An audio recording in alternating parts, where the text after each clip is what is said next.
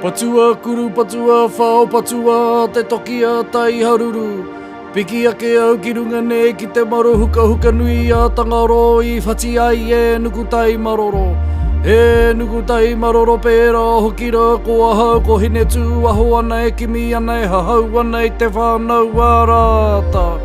Ko rātai mate atu i te awa i piko piko i viti ma te maranga mai ko hiki nuku te tatauranga. Whāno, hara mai te toki, haumi e, hui e, tai ki e.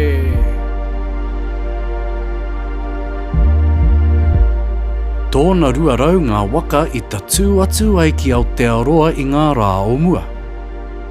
He tohu tēnei o te kaunga me te pūkenga o ngā tīpuna ki te tātai arorangi, e ta tū atu ai tōna ruarau waka ki Aotearoa i Hawaii rāno. Ko te au me ngā ngaru o te moana, ko ngā hau, ko ngā ika, ko ngā manu me te whānau mārama ngā tohu i arataki i ngā waka ki Aotearoa. Ā, ko matariki hoki tētahi.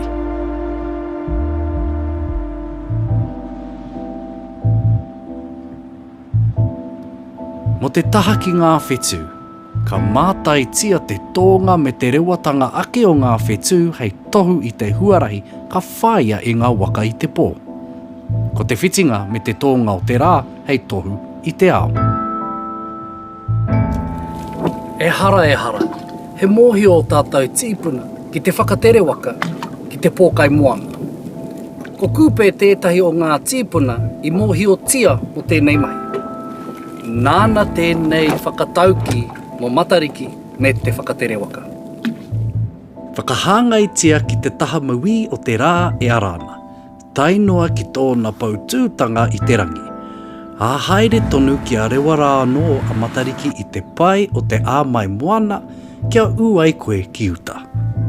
Ko matariki te tohu e mōhio wai te kai whakatere waka kua tai ki te wā ki te pōkai moana.